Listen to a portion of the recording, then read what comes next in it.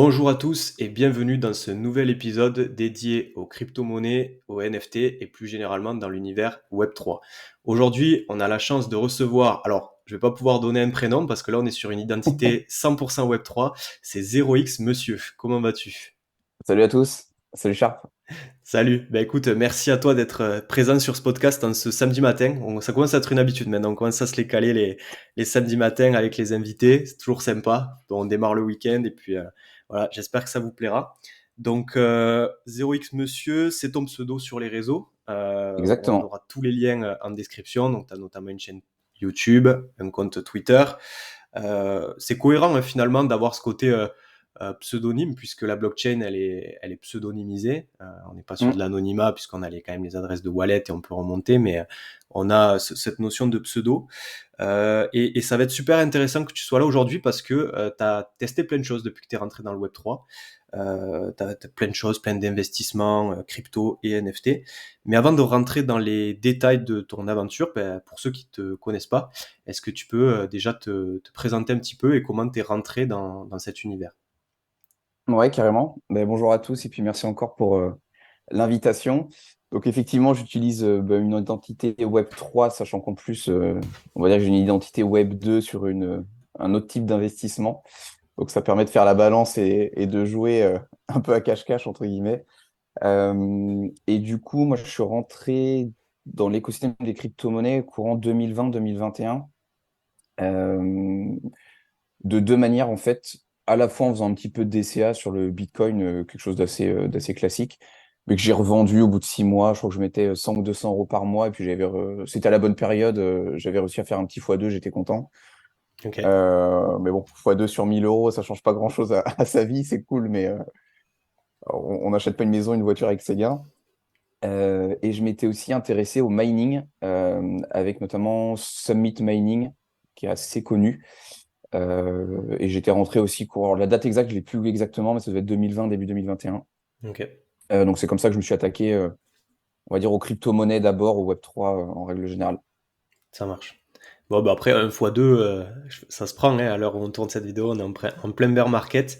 Je pense qu'il y C'est a, clair, il c'est y a, clair. il y a peu de personnes qui ont un fois deux sur leur portefeuille actuellement. Bon, ça dépend, bien sûr, la date à laquelle tu es rentré, la stratégie, etc. Mais bon, ouais, un bon début, du coup, en 2020-2021.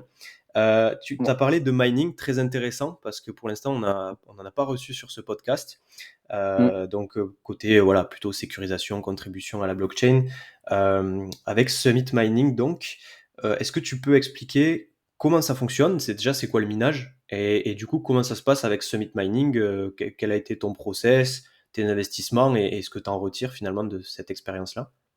Ouais. Alors, à savoir, je me suis lancé dans le mining particulièrement, alors pas pour la technologie, mais pour le rendement, parce que je suis un investisseur avant tout. Mhm. Puis en étant transparent, même la majorité des choses desquelles on va parler aujourd'hui, c'est dans un objectif plutôt de rendement.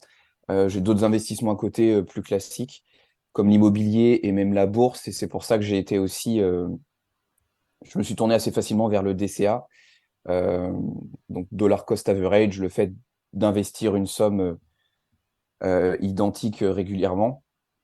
Et j'ai jamais été attiré par le trading, etc. Donc ce type d'investissement me correspondait bien en fait avec un rendement qui était du coup mensuel, qui est toujours mensuel d'ailleurs. Mhm. Enfin, qui est toujours. Aujourd'hui, il n'y a plus de rendement, mais bref, c'est l'idée. Et du coup, Summit Mining, enfin, quel est le système? C'est qu'en fait, il y a une société qui va récupérer les fonds de nombreux utilisateurs comme vous et moi. Et avec ces fonds, ils vont aller acheter des machines de minage. Ils vont toucher une commission sur les rendements et puis ils vont nous verser en fait des intérêts. Et en fait, quand je suis rentré du coup dans Summit, alors encore une fois, j'ai pas la date exacte, mais à 6 mois près, ça doit être fin 2020, début 2021. On était aux alentours des 5-10% de rendement par mois. D'accord, Donc c'est quand même colossal. Enfin, parlons peu, mais parlons bien. Moi, j'avais mis le ticket d'entrée, c'était 2000 euros. d'accord. On choisissait le rendement qu'on voulait. Est-ce que c'était en stable? Est-ce qu'on voulait le en BTC, par exemple, en ETH? Ou est-ce qu'on voulait réinvestir nos gains pour faire grossir son investissement initial? Euh, donc voilà, 5 à 10%, quand on met 2000 euros et on a 100, 200 euros qui tombent par mois, c'est quand même assez incroyable. Mais avec le contexte actuel, aujourd'hui c'est zéro, tout simplement. Il n'y a plus de rendement. Donc on va attendre le prochain. Bullrun, si Bullrun il y a, on en parlait en introduction, on l'attend tous. Faut encore qu'il arrive, mais voilà, quand je me suis intéressé au mining. Et après, sur l'aspect un peu plus technique, etc., je serais vite un petit peu démuni. Bon, je connais les grandes lignes, mais l'aspect technique m'intéresse un peu moins. Ok. Ah, mais c'est intéressant de savoir que il y a, parce que moi forcément je connaissais pas Summit Mining et j'avais en tête Mm. que du coup tu avais investi dans du matériel, le minage classique qu'on connaît, mais en fait c'est Ouais, super cool de savoir qu'il y a des solutions comme ça où en fait tu peux investir dans une société qui elle va s'en occuper et derrière va te reverser une partie des rendements quoi. Donc je trouve que c'est une c'est solution ça. qui peut intéresser du monde aussi, donc trop bien. Ouais, bah en fait, pour l'anecdote, c'est que le créateur de Summit Mining, en fait, faisait ça à titre personnel. Donc, il achetait effectivement des machines, comme tu viens de l'expliquer. Et comme il avait énormément de rendement, bah, forcément, son entourage a commencé à lui demander, bah, écoute, est-ce que tu peux pas faire ça pour nous, etc. Et en fait, ça a grossi et il a commencé à structurer et à créer la société, de la sorte. Ok, Et ils ont depuis créé Summit Gravity, qui est un fonds d'investissement sur les crypto-monnaies. Donc là, qui est un peu différent, mais je me suis pas mis sur cette solution-là, donc à creuser NFA Dior, comme on dit. Voilà, mon entrée, c'était surtout de cette manière, on va dire, dans les crypto-monnaies. ok. Ouais, et comme tu disais, hein, bien sûr, cette vidéo, il n'y a pas de conseil en investissement, je le Faut le reprécise préciser. toujours. Parce que comme tu dis, voilà, effectivement, on peut investir dans le summit mining, dans ce type de solution, avoir une certaine rentabilité, un certain rendement à un moment donné par le contexte du marché, Mm, par le développement de la boîte aussi, je suppose, par rapport aux autres mineurs, etc. Mais c'est ça. après, ça peut fluctuer. Donc aujourd'hui, tu disais, tu gagnes un peu moins quoi, avec cette solution-là. Ouais, c'est même zéro aujourd'hui, en fait, c'est quelques centimes et ils font même pas les versements parce que ça coûterait trop en frais. Donc, en D'accord, fait, les intérêts sont cumulés et je crois qu'ils font un virement à partir de 50 euros, mais comme aujourd'hui, je dois gagner 1 ou 2 euros par mois, d'accord, il va falloir attendre un peu de temps. Et à savoir aussi qu'en plus, enfin, le minage et les rendements de minage sont assez liés au marché. Euh, et en plus, les fermes de minage sont à l'étranger et le contexte politique peut aussi jouer sur les rendements.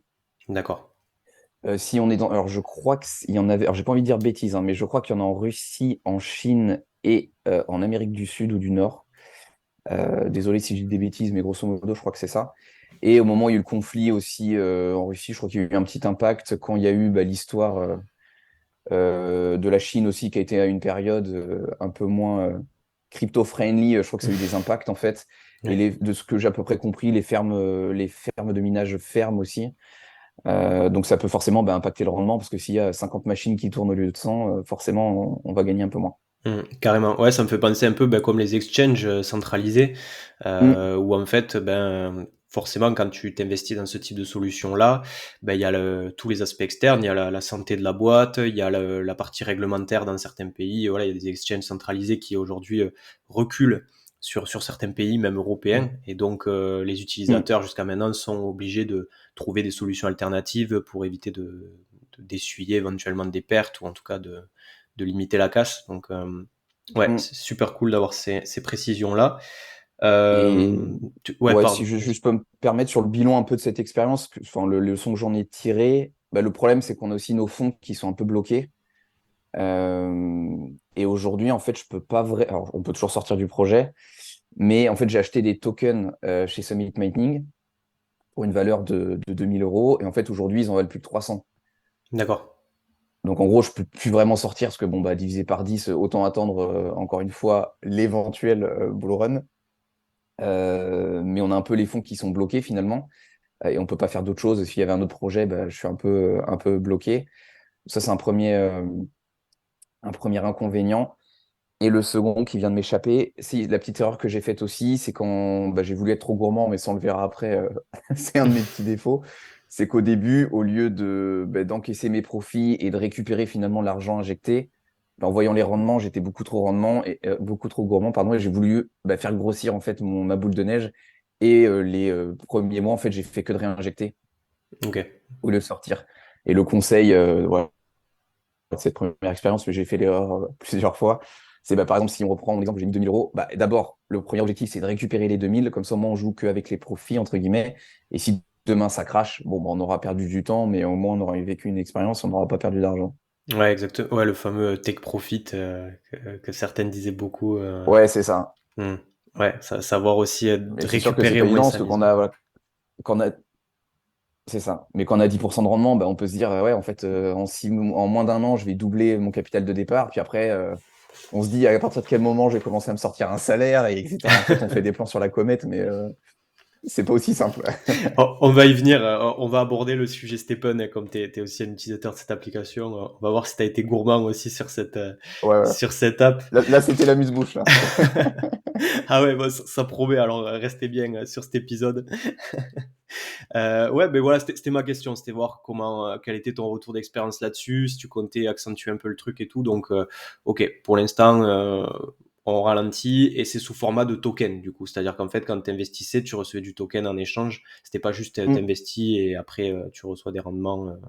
C'est Ouais, c'est ça, on achète des tokens qui sont associés aux machines et ils ont une valeur plus ou moins élevée. Et effectivement, ici, bah, elle est plus basse aujourd'hui au vu du contexte que quand je suis rentré. ok. Et mon objectif, n'ayant pas vraiment contrôle sur mon capital, c'est si demain je reviens à peu près à l'équilibre, bon, sachant que j'avais cash out quand même quasiment un tiers. Euh, donc là, je serai en perte de 50%, grosso modo, si tout s'arrêtait maintenant. Si je vendais du moins ce qui me reste. Donc l'idée, c'est de récupérer à minima l'investissement de départ et après sortir. Hmm. Parce que j'ai pas le contrôle de mes fonds et finalement, je me suis rendu compte qu'aujourd'hui, en m'intéressant davantage au Web3, aux solutions qui existaient, je préférais avoir le contrôle aussi sur mon capital plutôt que de le laisser à un tiers. Ok, ça marche. Donc, elle est peut-être plutôt sur des solutions décentralisées, si je comprends bien. Ouais, ou même stacker tout simplement sur une ledger, enfin un ledger d'ailleurs, ou effectivement ouais, peut-être un peu de défi que je fais un tout petit peu, mais au moins avoir le contrôle sur mes crypto-monnaies, sur mes fonds, surtout qu'en plus on est dans un écosystème qui va très vite. Ouais. Donc en fait, en l'espace d'un ou deux mois, des fois on peut rater des opportunités. Bon, je grossis un peu le trait, mais des fois c'est un peu ça quand même. Donc voilà, plutôt avoir la main dessus. Carrément, super intéressant et ça fait le lien justement avec le prochain sujet. Tu m'avais dit que tu faisais du stacking. Donc voilà, là, pour ceux qui connaissent pas, c'est le fait d'immobiliser des cryptoactifs pour justement contribuer au protocole et être récompensé en échange, souvent donc avec des intérêts. Hmm. Est-ce que tu peux nous parler du coup un peu de ton expérience dans le stacking? Voilà, tu m'as parlé de Ledger, mais est-ce qu'il y a d'autres protocoles que tu utilises? Quel type de crypto? Voilà. Ouais, alors ça c'est venu un peu après, mais effectivement j'ai l'idée pour rejoindre en fait ce que j'ai fait chez Summit, c'était d'avoir du rendement. Moi j'aime bien placer mon argent et qu'il y ait des intérêts. Je préfère ça par exemple qu'à du trading. Ouais. Ça me parle pas du tout, j'ai pas du tout envie d'en faire. Bon, en plus si on s'y intéresse pas, c'est quand même très technique, donc on est sûr de se planter. Mais si je place mes fonds, peu importe la crypto et qu'il y a du rendement, il y a aussi un aspect psychologique. Notamment, il y a beaucoup de solutions où le rendement, bah, il est quasiment quotidien, si ce n'est hebdomadaire. Et c'est vrai que ça fait plaisir au moral. Et même si c'est des fois souvent bah, quelques centimes ou quelques euros, c'est quand même plus sympa que de tout mettre sur son livret A et d'attendre la fin de l'année où on a un petit billet. Bon, déjà, le rendement, il est moins intéressant. Et en plus, ça arrive qu'une fois par an, du coup. Hmm, carrément. Euh, et en fait, bah, c'est la somme aussi des intérêts composés bah, super rapide parce que du coup, bah, on le fait de manière quasiment quotidienne si on vient réinjecter quotidiennement. Parce qu'à savoir qu'il y a différentes solutions de stacking. Il y en a certaines où le réinvestissement va être automatique. Et il y en a d'autres où il faut faire une action humaine. Comme généralement, il y a un petit peu de frais, on ne va pas forcément le refaire tous les jours, puis ça prend du temps, on a d'autres choses à faire. Mais le faire par exemple une fois par mois, ce genre de choses. Donc moi, le stacking, j'en fais un peu sur Ledger, notamment sur Ethereum et Solana. Ok. Alors pourquoi Ethereum? Bah, voilà, c'est une des quand même, c'est le top 2 des crypto-monnaies. Il y a beaucoup de choses qui se passent sur la blockchain. On y viendra après, mais je fais un peu d'achat-revente de NFT sur Ethereum. Donc les gains, j'ai appris de mes erreurs et j'essaie de les stacker plutôt que de les réinvestir sans arrêt dans les NFT et créer une boule de neige sans fin. Et Solana, on y viendra après, mais j'ai aussi du Solana grâce à Stephen où je cash out en Solana et je garde mes Solana que j'essaie de faire fructifier. D'accord. Donc sur Ledger, si je dis pas de bêtises, le stacking, il est entre 4 et 5% selon les périodes sur le TH et il est aux alentours des 7 sur Solana. À savoir que depuis quelques mois, je ne sais pas pourquoi, mais la blockchain Solana, il y a des erreurs sur Ledger. Donc, en fait, il faut passer par un prestataire externe. C'est un peu galère. Ok. Mais voilà, on peut trouver, enfin, si les gens demandent en commentaire, je pourrais envoyer le lien. En fait, il n'y a aucune action qui se passe et on ne peut pas déstacker les sols, par exemple. Il faut passer par un site tierce. D'accord. Bon, c'est pas trop grave, mais il faut le savoir. Il y a notamment un message d'erreur comme quand on n'a pas de connexion Internet, quand on veut retirer ses soldes, bah, en fait, c'est pas vous, c'est la solution qui fonctionne mal. Ça marche. Donc, donc sur Ledger, plutôt simple. Et après, je fais aussi du stacking sur Atom, Ok. où il y a un rendement qui est assez impressionnant de 20%, moins la commission. Alors, il y a différents validateurs. Donc, c'est-à-dire quand on vient stacker ces crypto-monnaies, en l'occurrence là, Atom, on peut choisir à qui on laisse nos fonds. Et selon le fonds, bah, ils ont plus ou moins de capital à gérer, ils ont un rendement plus ou moins intéressant, ils ont des commissions aussi plus ou moins élevées. D'accord. Donc l'atome, c'est en plus un versement quotidien, et en fait tous les mois, je viens récupérer ce que j'ai gagné et je réinjecte pour faire grossir la boule de neige. T'as choisi d'aller sur Atom parce qu'il y avait cette perspective de rentabilité ou c'est parce que la crypto aussi elle t'inspire quelque chose d'un point de vue valeur, projet, etc. Ouais, d'abord le projet et aussi forcément le rendement. Alors, enfin, non, plutôt la réflexion c'était l'inverse. C'est plutôt le rendement, mais bon, généralement quand c'est trop beau pour être vrai, bon, faut quand même faire attention. Ouais. Et après, je me suis intéressé par contre au projet, notamment sur la notion voilà, de layer 1 ou layer 2. Layer... Je crois que je crois que c'est layer 1. C'est un peu la guéguerre avec Polygon sur la solution Hellomatic. Mais ouais, ça m'a bien plu. Je me suis assez renseigné, puis ça reste encore une petite partie de mon portefeuille global d'investissement. Donc, je compte pas que les cryptos, mais en règle générale, j'ai quand même finalement peu de choses à l'échelle de mon patrimoine sur les crypto-monnaies. Donc, le risque est mesuré. Et voilà pourquoi je suis allé sur Atom. Ok, Et ça marche. j'ai aussi, en fait, j'ai aussi rejoint, c'est un peu lié au NFT, mais un alpha en fait d'une personne que je connaissais IRL, qui a pas mal de notions en fait et qui a connu le précédent bull run, à qui je fais assez confiance. Donc, il m'aide aussi sur, c'est lui qui m'avait parlé de ce stacking-là. C'est lui qui m'accompagne aussi sur l'achat-revente de NFT. Je me fais accompagner de professionnels, dirons-nous, ou de personnes plus expérimentées pour faire fructifier mes gains. Ok, ouais, le réseau super important. On en parlait hein, sur pas mal d'invités qui sont venus, notamment Solide pour la blockchain Solana. Ils disaient que Mm, le côté communautaire, le côté savoir s'entourer de personnes qui ont vécu plusieurs cycles, qui ont voilà, ça permet aussi de pas partir bille en tête et de c'est rationaliser un ça. peu plus. Ouais. Et on peut bah, effectivement rencontrer des personnes sur le web et c'est tant mieux, mais c'est vrai que c'est quelqu'un moi, que je connais dans la vie en fait IRL. On a fait du tennis quand on était petit pour être Ok. pour souligner l'anecdote. Donc c'est quelqu'un aussi en qui j'ai confiance et que je vois voilà, dans la vie réelle. Et sur la défi, j'avais essayé aussi, mais je me suis retiré Bifi pour faire fructifier du BNB. Ok, je connais pas.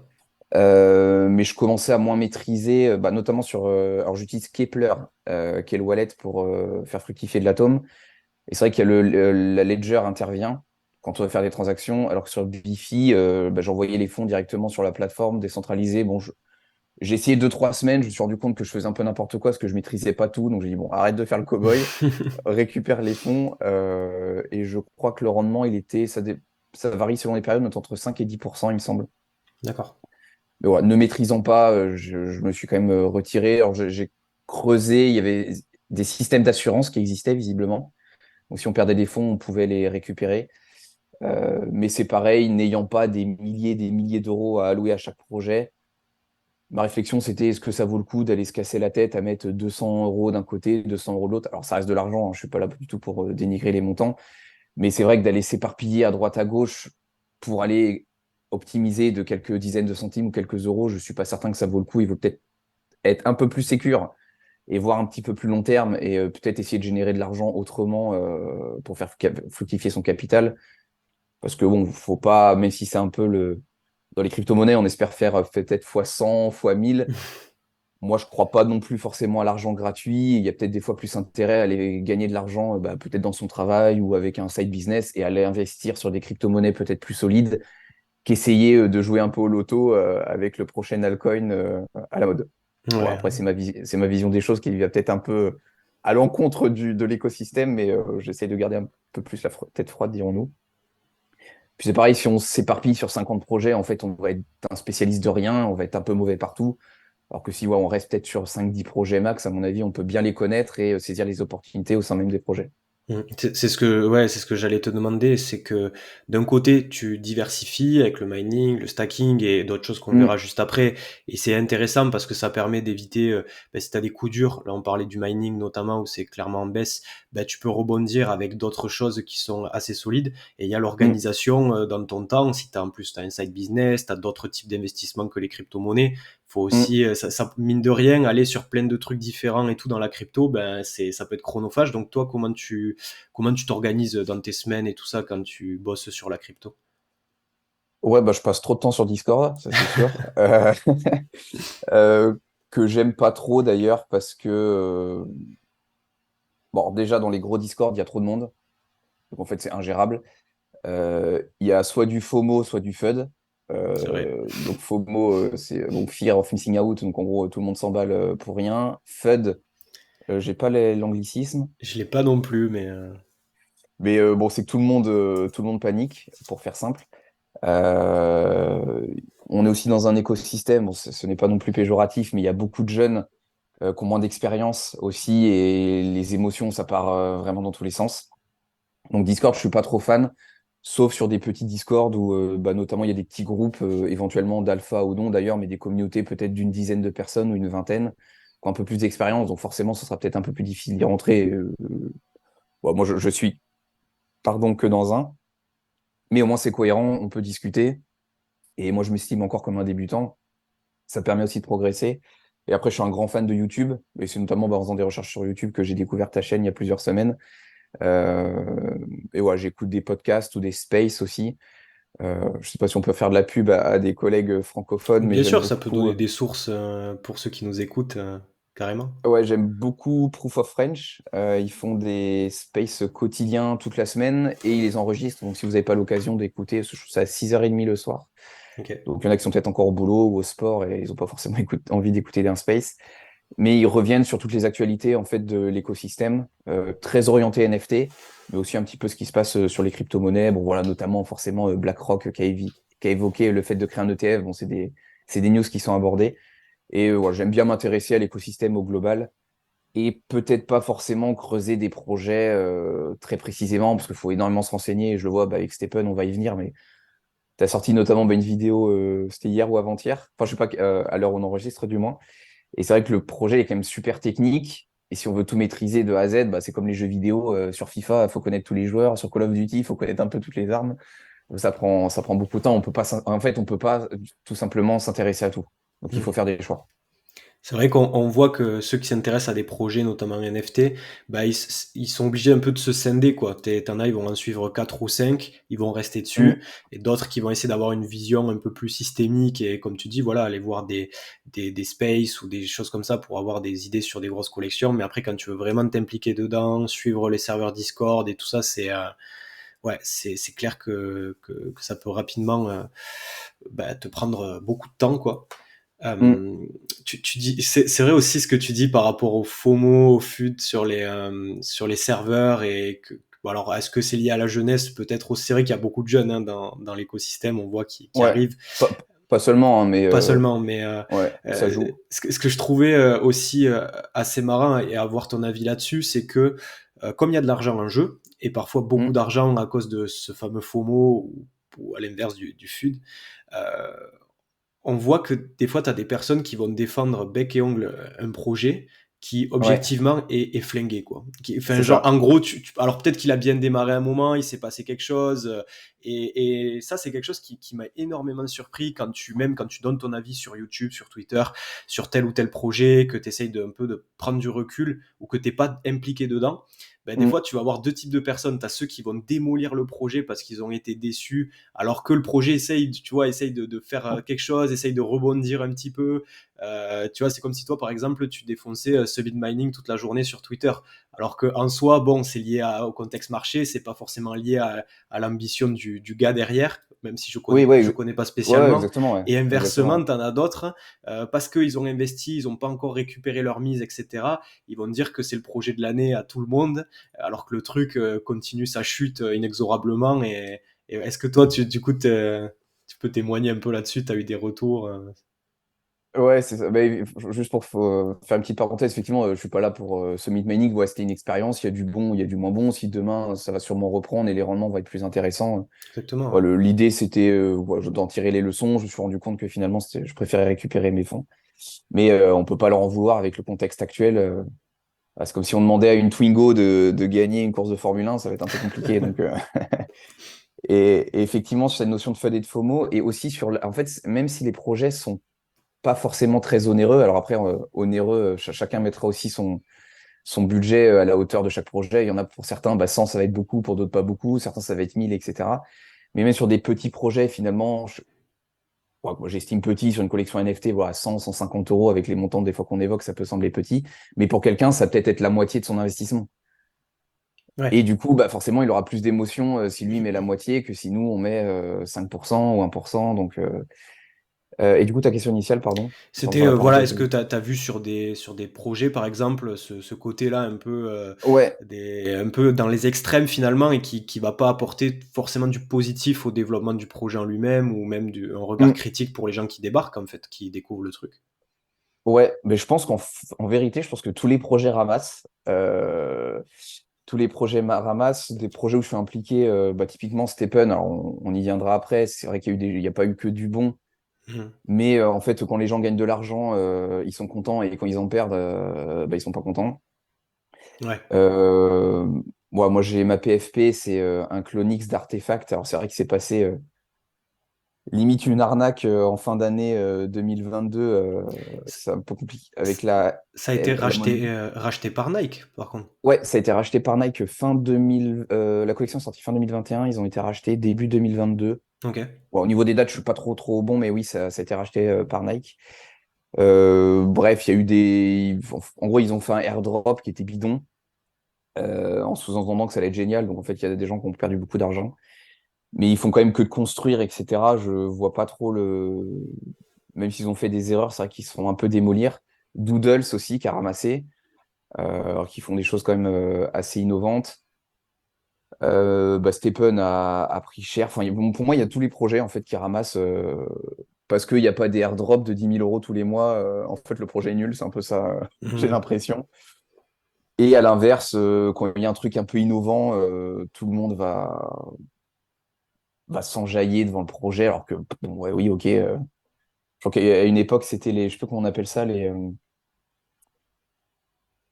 y a eu une méta en début d'année sur la NFT où on brûlait notre ancien NFT pour en avoir un nouveau. Et c'est un peu une méta. Bon, j'ai un peu de mal à l'expliquer parce que je l'ai pas forcément trop comprise. Mais pareil, tout le monde était en joie devant. Bon, je ne ferais pas que ça soit extraordinaire. Donc ouais, c'est pas évident. Donc des fois, il faut se mettre un peu des œillères. Et c'est vrai que j'avais bien beaucoup aimé aussi l'interview de Solid que tu avais fait et qui expliquait aussi qu'il fallait suivre voilà, 3, 4, 5 comptes de personnes assez froides sur l'écosystème qui étaient assez neutres en fait et de rester sur ces personnes-là et de pas se lier à des influenceurs ou au move global. Et ce qui est aussi assez marrant, c'est quand tout le monde le sait, mais en tant que bear market, c'est là où va se créer des opportunités.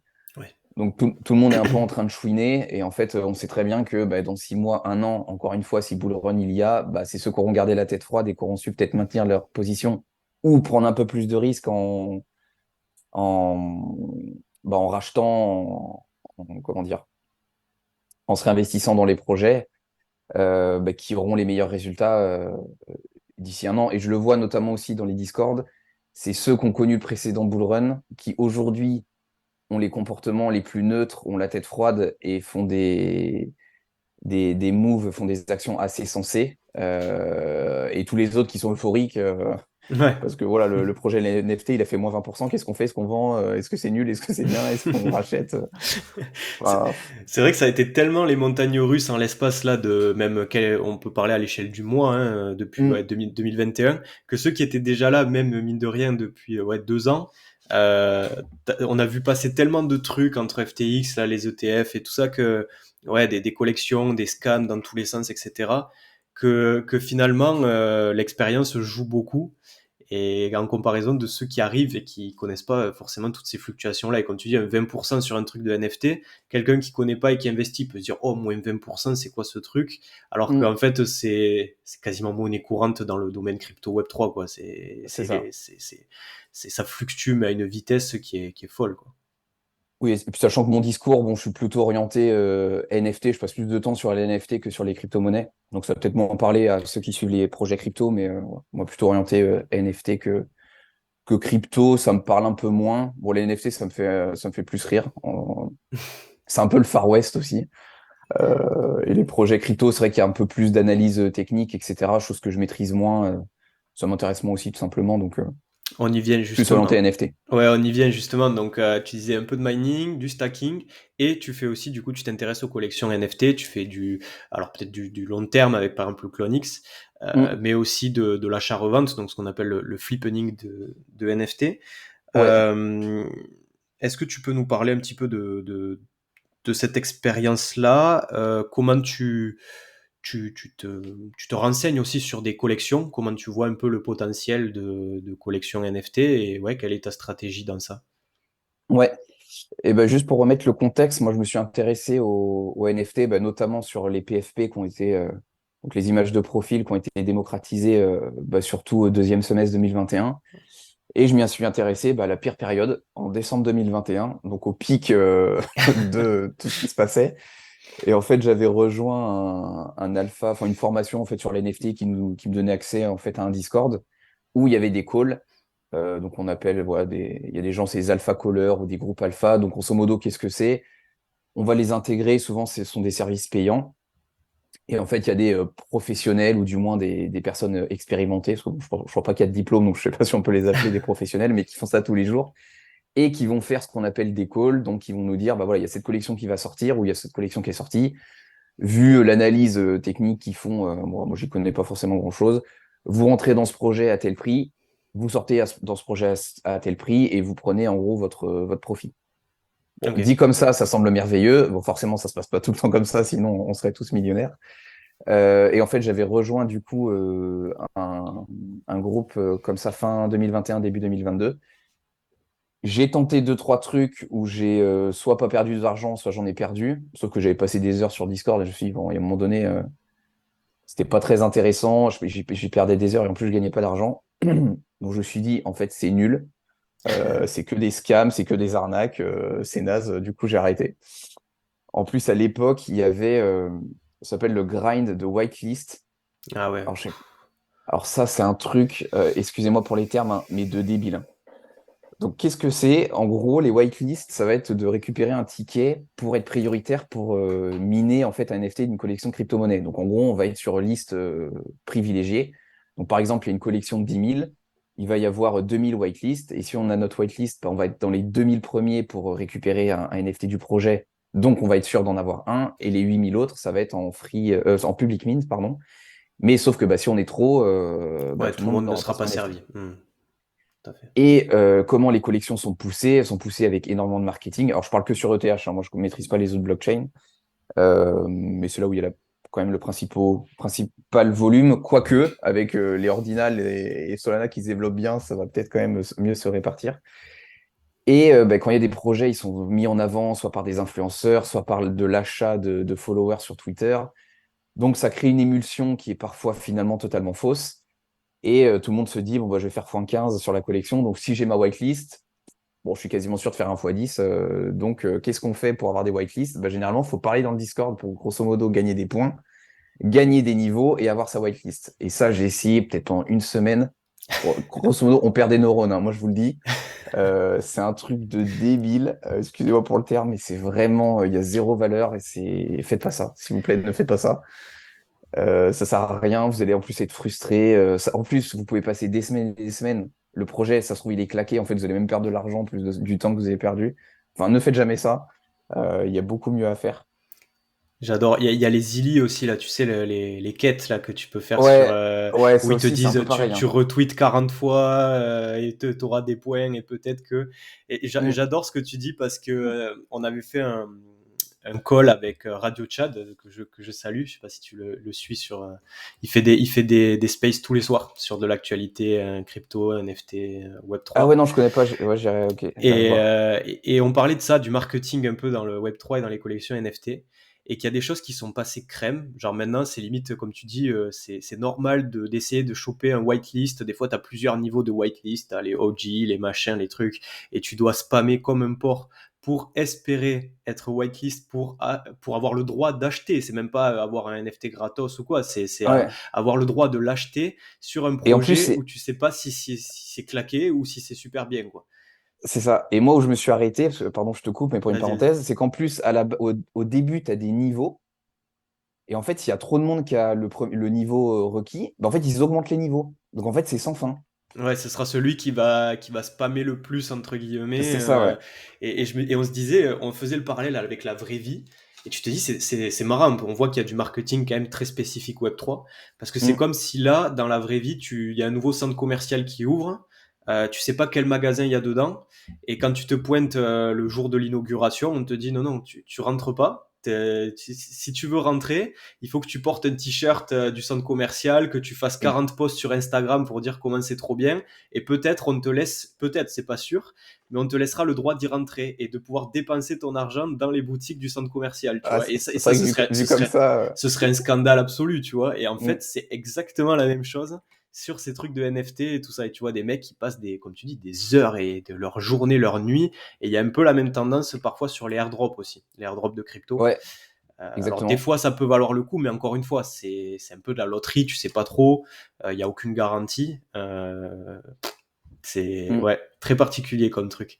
Et du coup toi par rapport à ton expérience, est-ce que tu as des collections en tête? Bon, il y a Clonix effectivement. Mm. Comment tu fais la distinction entre celles où tu vas chercher à prendre du profit rapidement et ceux qui pour toi font sens de garder un peu sur le long terme et vont t'apporter de la valeur Ouais, de manière plus longue, ouais. quoi. Mais du coup, suite à ma mauvaise expérience début 2022, parce qu'en plus, le marché était totalement en train de cracher, en fait, j'ai laissé ça de côté, tout simplement. J'ai arrêté les NFT. En fait, je suis revenu avec Stephen quelques mois après.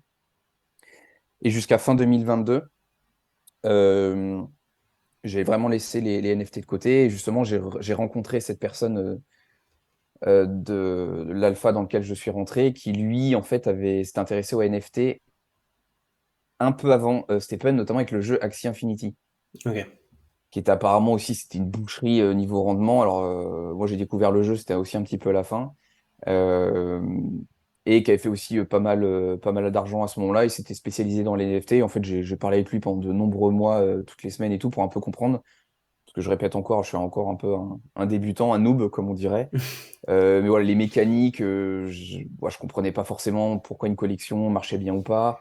À une époque, les traits des NFT, donc les traits, c'est quoi? Ça va être le côté spécifique du NFT. Bon, par exemple, moi, j'ai des traits avec ma cicatrice sur l'œil ou ma coupe de cheveux, c'est un trait. Il y a des traits qui sont plus ou moins rares. Donc, en bull run, ça vaut le coup. En bear market, ça vaut un peu moins le coup.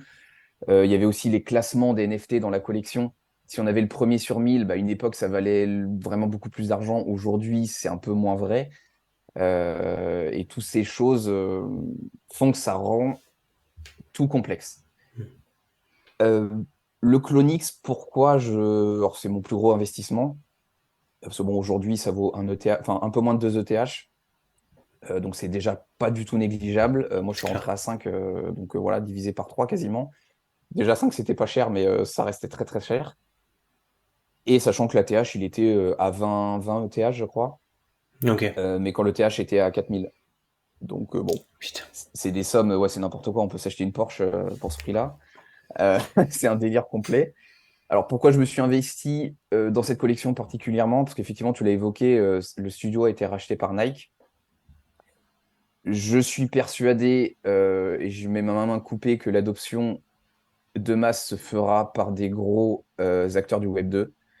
Euh, je ne vois pas comment ça peut l'être autrement. Même encore à l'heure actuelle, l'accès aux wallets et tout, etc., c'est très compliqué. Même moi, encore aujourd'hui, la notion d'avoir plusieurs comptes sur un même MetaMask, c'est vraiment safe ou pas. J'ai deux ledgers, j'en ai même deux aujourd'hui parce que si tu connectes un ledger à un site, parfois c'est pas safe, etc. Enfin, enfin, je crois qu'il y a eu un vol aussi d'énormément un compte qui avait des Bored Ape, des mutants, des Azuki, etc. Il y a encore pas très longtemps. Donc même on se rend compte que les baleines de l'écosystème se font avoir. Il y a des frais qui sont colossaux, notamment sur ETH, alors qu'on sait que dans la vraie vie, on paye même pas 1 euro pour un virement instantané. Euh, donc voilà, moi, l'adoption de masse, je suis un peu dubitatif à l'instant T, Ok. parce Très que c'est intéressant. complexe et parce que c'est cher. Je pense que ça se fera à travers des acteurs du Web 2, donc soit par le gaming, ce qu'on évoque notamment régulièrement avec l'achat de skins qui pourraient nous appartenir. Et pour la petite histoire, Nike du coup a racheté Artefact, qui est un peu leur collection, on va dire, de luxe. Et ils ont lancé aussi il n'y a pas longtemps Dot Swoosh, qui par contre là est plutôt leur collection, on va dire, mass market sur le Web3. Et Dot Swoosh semble s'associer à Fortnite, par exemple. Donc demain, si on a nos Nike Air Max, Air Force dans Fortnite, bah, je pense que ça suscitera l'intérêt justement du marché de masse et on achètera peut-être des produits digitaux sans forcément s'en rendre compte. Après, est-ce qu'on les achètera avec des ETH, avec du Matic ou avec des euros, ça, je ne sais pas forcément encore. Mais typiquement, ce qu'a fait Stephen, c'est qu'aujourd'hui, si on a un iPhone, on peut acheter directement des chaussures avec Apple Pay. Donc ça Ouais, coûte plus cher parce que Apple prend des commissions à cause de leurs règles sur l'App Store. Mais pour moi, l'adoption de masse se fera forcément là-dessus. Donc j'ai misé, je me trompe peut-être, sur le studio Artefact, c'est la collection de Clonix parce que notamment Nike les a rachetés. Une grosse collection aussi qui est Doodle. ouais, Eux ont carrément pris le parti de dire nous, on n'est plus une collection NFT. En fait, on s'attaque à l'adoption de masse. Ils sont allés sur, j'ai plus le nom de la blockchain, mais quelque chose de beaucoup plus user-friendly. On le voit, une collection qui marche très bien et qui résiste bien au bear market, c'est Pudgy Penguins, qui a été aussi racheté et qui a vendu des peluches sur Amazon et ils ont ah fait oui, un demi-million de chiffre d'affaires en quelques jours en étant dans les top ventes des jouets sur Amazon. Voilà, pour moi, je pense que l'adoption NFT se fera par l'adoption de masse et je diverge un peu et c'est quelque chose qui n'est pas évoqué, mais je ne suis pas certain qu'au final, l'écosystème serait vraiment d'accord pour l'adoption de masse. Dans le sens où je pense qu'il y a quand même beaucoup de personnes qui aiment bien, ouais, il y a ce côté un peu geek, un peu anonyme. On est dans notre coin sur Discord, on est un peu loin des institutions. Il y a un côté un peu underground. Et en fait, je pense que les gens oublient un peu ce côté-là et que demain, plus il y aura de l'adoption de masse, il ne faut pas rêver, plus le Bitcoin ou le TH sera adopté dans le monde réel. Il ne faut pas rêver, plus les institutions ils vont mettre leur nez dedans et plus il y aura de barrières. L'un n'ira pas sans l'autre. Donc moi, voilà, c'est quelque chose qui n'est pas trop évoqué. Je pense que les gens veulent une adoption de masse. Pourquoi? Parce que ça va ramener énormément la de spéculation. liquidités. Et en étant là, en fait, si tu es là avant tout le monde, c'est comme dans tout, dans une entreprise, dans la vie en règle générale, sur l'achat d'un appartement ou d'une voiture, c'est là où il y a le plus de profit. Par contre, ça va emmener aussi la réglementation et ça va moins plaire à l'écosystème. Donc je trouve que c'est une notion qui n'est pas trop abordée. Je ne suis pas sûr que dans le fond, les gens veulent vraiment qu'il y ait de l'adoption de masse. Donc à débattre, mais je ne suis pas certain. Super, super intéressant, ouais, comme avis, hein. En fait, je pense que ouais, les gens veulent l'adoption de masse pour le côté spéculatif, le côté, Pour si de plus l'argent, en hein, plus de monde s'intéresse à Bitcoin, forcément le prix va monter. Pareil pour la collection NFT, plus la collection se diffuse et plus on peut spéculer sur son prix. Mais après, effectivement, tous les inconvénients ou tous les freins que ça peut provoquer pour ces premiers arrivants, ça, ouais, peut-être que là, effectivement, les gens sont un peu moins chauds. ouais. C'est super intéressant comme avis. Et je te rejoins aussi sur le côté gros acteurs du Web 2, comme démocratisation, ou en tout cas comme projet qui peuvent péter. Justement, tu parlais de Swoosh là, pour Nike. Mm. J'ai acheté récemment là, une boîte à chaussures, elle restait à 20 $, les boîtes. Tu sais, Ouais, tu avais les boîtes anciennes et nouvelles. Alors, ouais, pareil, j'ai pas eu le temps de me renseigner énormément. Je sais pas trop à quoi ça va servir plus tard. J'ai pas ouvert ma boîte, je l'ai gardée.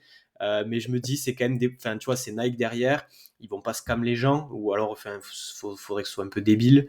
ouais. Ils ont une certaine notoriété, une image de marque qu'ils doivent conserver, donc je me dis, et puis tu vois, ils ont pas besoin d'aller te faire des NFT à 300 $, tu vois, ils te font des trucs à 20 Mm. dollars, un peu orientés mass market. Alors encore une fois, tout le monde ne peut pas mettre 20 $ dans une paire de chaussures virtuelles, attention, hein, mais Mm. ils essayent quand même de démocratiser. Lacoste fait des trucs sympas, pareil, il y a Puma aussi.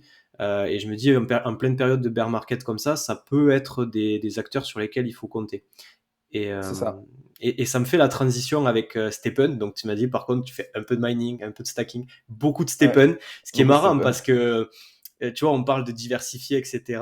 À voir si tu as été tête brûlée du coup sur Stephen, mais on est quand même sur une application qui est centralisée, qui a ses Mm. débuts, qui a connu d'énormes rebondissements, notamment avec son ban en Chine. C'était début 2022, je crois, mars 2022, un truc comme ça. Juste après, ouais, vers mai. Je pense Ou que mai, mai, c'était ouais. le point culminant et fin mai, début juin, ouais, c'était le début Donc, Titanic, ouais. donc dis-nous tout, raconte-nous tout sur Stephen, par où tu as commencé et où tu en es aujourd'hui. Ouais, et juste pour fermer le petit sujet d'avant, du coup, je me suis investi donc beaucoup sur Clonix et sur Ouais. tous les autres NFT. Donc, en fait, je fais du flip, comme tu l'as dit, donc l'achat-revente, à travers le groupe que j'ai rejoint et notamment la personne que je connais. Faites attention à qui vous faites confiance, mais bon, voilà, c'est Mhm. quelqu'un que je connais, pardon, que je connais dans la vraie vie. Grosso modo, il me dit quoi acheter, à quel moment, quoi vendre. Il a plutôt des bons résultats. Je promets pas que ça marche à 100%. Et du coup, je regarde même pas ce que j'achète en fait. Tu fais Ouais, confiance je lui fais totalement. confiance, Mhm. etc. Bah, si demain j'ai je perds beaucoup d'argent, bah, j'arrêterai. Et puis c'est le jeu. J'accepte aussi le jeu. Je sais que si demain j'ai 99 réussites et une centième perte, je vais pas non plus le taper. Genre, il y avait un réel qui avait tourné de Asher où il disait notamment qu'il avait fait gagner des millions d'euros à un mec sur les 3 premiers calls. Sur le quatrième, il a perdu un peu d'argent, mais pas trop. Et en fait, il s'est fait défoncer juste pour le quatrième. Et en fait, bon, bref, c'est l'humain, malheureusement. Faut faire le bilan, quoi. C'est ça. Voilà, donc sur la partie NFT, c'est tout simplement ça. Et l'idée, c'est de faire fructifier en fait les ETH. C'est ça la stratégie derrière. Ok. Plus que d'avoir une collection de NFT. Déjà que dans la vie réelle, l'art, ça me parle pas trop. Avoir 200 œuvres digitales sur un wallet, bon, ça me parle pas du tout, hein, en étant très franc. Et après, effectivement, du coup, Stephen, ouais, c'est vraiment là où je me suis réinvesti. Donc, fin 2021, début 2022, je m'intéresse aux NFT, au pic, l'histoire des whitelists. Je fais un achat ou deux, revente qui se passe pas bien. Je mets tout ça de côté. Et je découvre Stephen en début mars. J'ai l'impression que sur les OG, entre guillemets, ceux qui sont restés, je crois que c'est que ceux qui sont rentrés avant mai. Je crois pas que sur les interviews qu'on voit sur Internet, il y a personne qui dit moi je suis rentré début mai et il joue encore à Stephen. Voilà, c'est pareil, c'est comme ceux qui ont acheté le Bitcoin à 60 000. Je pense qu'en fait, il n'y a plus personne aujourd'hui qui l'a acheté à 60 000 qui est encore là. Donc c'est assez marrant en fait de voir les comportements qui se répètent. Bon bref, c'est un autre sujet. Du coup, en fait, je découvre le jeu avec une vidéo de Julien Roman Ok. euh, Mm. sur Stephen. Je sais qu'il y en a beaucoup qui avaient vu un tweet de Cryptomatrix, mais que je suivais pas à l'époque. Et je découvre le jeu. Bon, finalement, comme d'habitude, hein, je regarde le rendement d'abord. On va pas se mentir. Et les rendements étaient fous. Les rendements étaient dingues parce qu'à l'époque, bon, de ce que je me souviens, de toute façon, entre 30 et 40 jours, peu importe le montant d'investissement, le ROI était fait en 30-40 jours. 30-45, c'est à peu près ce que j'ai en tête. Peu importe l'investissement qu'on mette. À l'époque, il fallait rentrer quand même avec 600 ou 700 euros minimum quand je me suis intéressé. Exact. Ouais. Euh, et c'est pour ça que j'ai un peu hésité. Parce que c'est quand même une somme. J'ai mis 700 euros sur la première. Et en fait, bah, c'était fou parce que le GST, donc, qui est le token du utilitaire pardon, du jeu à l'époque, valait, moi quand je suis rentré, c'était autour des 3-4 dollars. Il y a eu un pic à 8. C'est Donc même dingue. si on avait une chaussure, pour ceux qui jouent un peu au jeu, même une chaussure, on allait marcher, une chaussure, ça faisait 10 minutes peut-être à l'époque. C'est ça, 10 ouais. minutes. Mm. Même si on gagnait 5 ou 10 GST, bah 4 euros le GST, en fait, ça faisait Ouais, 20-30 balles. ouais, pour aller marcher 10 minutes, ça va, quoi. C'est n'importe quoi. Oui, et puis 10 minutes, c'est pas contraignant comme aujourd'hui où il faut aller marcher 1 heure et demie pour avoir des rendements similaires. C'était 10 minutes. Donc on va chercher sa baguette, on gagnait 20 euros. Enfin, c'était n'importe quoi. Et j'ai fait pas mal. Et après, alors au-delà de ça, donc premier intérêt par le rendement. Deuxième intérêt, donc moi je fais du sport. Je crois que si t'es un grand sportif, t'en fais pas mal. J'en ai fait quand j'étais petit, voilà, foot, tennis, des choses assez classiques. Et je fais pas mal de musculation notamment. Ce qui amène le fait d'être régulier. Bon, je pense que c'est le sport, je pense, le plus difficile qui existe. C'est vraiment la musculation parce que on prend, bah, c'est pas, comment dire, ludique. On fait attention à la diète. Je crois que tu as fait quelques vidéos aussi dessus. Je les ai pas forcément vues, mais j'ai vu des sujets passer. Ouais, c'est une rigueur de tous les instants pour pas les piquer dans le pot de Nutella qui est dans le placard. Tout ça pour dire que voilà, moi, ça m'a amené cette discipline de la régularité. Donc, c'est vrai que Stephen, bah, pour aller marcher tous les jours, en fait, c'était pas forcément un problème. J'aime pas non plus le cardio, donc bon, ça permettait de marcher un petit peu. Et en fait, le concept d'être payé à aller faire du sport, c'est. Bon, enfin, pour moi, il n'y a pas mieux. Dans l'écosystème, il n'y a pas mieux. Demain, est-ce qu'on aura des applis pour bien manger? Est-ce qu'on sera récompensé? Est-ce que si on dort suffisamment, est-ce qu'on sera récompensé? C'est peut-être même les applications du futur parce qu'on a peut-être aujourd'hui une qualité de vie qui se dégrade avec notamment toute la technologie, etc. Et je me suis dit, enfin, que ce soit Stephen ou un autre, si un jeu arrive à se maintenir et on gagne du token en faisant du sport, c'est imbattable. Pour moi, c'est vraiment imbattable. Donc, je trouvais le projet révolutionnaire et puis ça me parlait parce que je faisais du sport. Et demain, je serais ravi qu'il y ait une mise à jour où il y ait d'autres sports qui soient intégrés, peut-être du vélo. Alors, il y a un autre Move to Earn sur lequel je suis, mais que sur la version gratuite, qui est Defit. Ouais, Tu en avais parlé aussi. Où il y a la natation et le vélo, si je dis pas de bêtises, en plus de la course à pied et de la marche. exactement, ouais. Donc, si demain il y a des applications qui arrivent à mettre encore plus de sport, ça peut être vraiment un banger. Donc, voilà, je croyais beaucoup à la technologie. Donc, j'achète une première paire, rendement incroyable. Forcément, ben, vous avez un peu cerné le personnage, un peu trop gourmand. Donc, on veut passer au niveau d'après, sauf que le niveau d'après, c'est 3 chaussures. Le prix des chaussures continuait d'augmenter. Pour vous donner une idée, les chaussures, les baskets, c'était entre 7 et 10 sols, mais quand le sol était à 100. C'est une époque bien lointaine. Le sol il doit être à 20-25 aujourd'hui. Donc, il fallait remettre 2000 balles quasiment pour passer à deux autres chaussures que j'ai remis. Ok. Mais voilà, les rendements, en fait, comme ça bougeait pas, on était toujours à 30-40 jours. Donc, je décalais finalement mon ROI, mais c'était une grosse erreur aussi. Leçon à retenir, bah, j'aurais dû garder ma première chaussure, récupérer l'argent et à la limite, bah, soit rejouer avec les bénéfices, soit remettre. Mais au moins, j'étais pas à moins 3000, mais j'étais à moins 1000, grosso modo. Et après, je suis resté longtemps à 3 chaussures parce que le gap d'après était énorme, il fallait passer à 9. Donc, qui dit 9, ça veut dire ajouter 6 paires, donc 6 fois 1000, 6000. Donc, enfin, dit comme ça, l'argent, c'est débile, hein. Je gagne pas 10 000 € par mois. C'est n'importe quoi. Mais quand il y avait les rendements en face, en fait, quand on faisait les calculs, ça tenait. Et puis on se dit, même sur 30 jours, ça passe quand même assez vite. Donc on est quand même tenté de les mettre. Et en fait, il s'est passé un truc qui m'a fait totalement FOMO. C'est que sur Stephen, c'est moins pratiqué aujourd'hui, mais on peut accoupler deux baskets, aussi bizarre que ça puisse paraître quand je le dis, et donc 2 chaussures par an peuvent donner une chaussure enfant.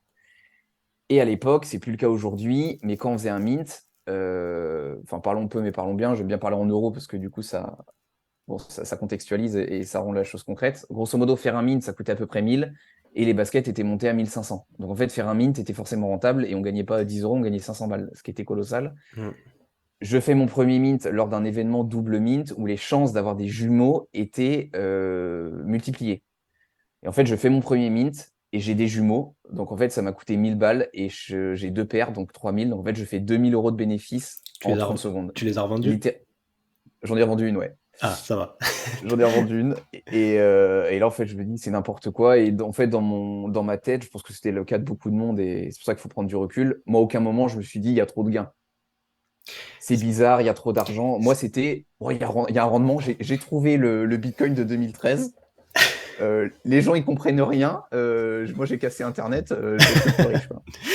Et À aucun moment, je me suis dit, c'est bizarre. c'est ça, je pense que pour ceux qui nous écoutent et qui n'ont pas connu cette période de Stephen, quand tu vois les montants que tu dis, Ah, c'est et n'importe tu quoi, te je suis dis, les gens d'accord. ils se disent, mais comment ça peut tenir? Comment on peut aller Mm. marcher 10 minutes et gagner 500 balles? Moi, je me rappelle de cette époque-là où tu avais des gens qui te disaient, je vais arrêter de travailler, Ah oui, mais je clairement, vais ouais. aller prendre Ouais. un prêt à la banque et je vais m'acheter, je vais acheter de la chaussure, quoi. Je vais acheter Mm. de la sneaker Stephen et puis vous inquiétez pas, les gars, je vais devenir blindax, quoi. C'est ça. Et c'est vrai que tu te dis, et je pense qu'en fait, à ce moment, comme tu dis, effet boule de neige, on voit qu'on peut se faire beaucoup et tout, mais on n'a plus en tête le fondamental, se dire, mais attends, cet argent, il vient d'où? Mm. Le prix d'entrée, enfin, tu disais là, un prix d'entrée à 1000 balles, Ah là, ouais, ça veut c'est. dire qu'à ce moment-là, c'est plus les utilisateurs qui arrivent, c'est plus enfin, des gens qui sont là pour le côté sportif, pour se construire des Ah oui, non, habitudes. non. Alors oui, en partie, hein, bien sûr, c'est des gens Mm. qui aussi aiment la marche, la course à pied, très certainement. Mais là, quand tu mets 1000 balles dans une application mobile, c'est que tu as un objectif purement de rentabilité et d'investissement derrière, quoi. Clairement. Mais ce qui était mon cas, bon, ce qu'il est toujours un petit peu, hein. Bien sûr, ah oui. Après, voilà, Aujourd'hui, ouais. il n'y a pas de jugement du coup Ouais, ouais. dans ce que je dis, hein, mais tu vois, tu te dis au début, c'était peut-être accessible à pas mal de monde, à ceux qui s'y intéressaient. Quand tu passes à un billet d'entrée de 1000 euros, là, tu Ouais, passes faut dans y une aller, ouais. autre catégorie, quoi.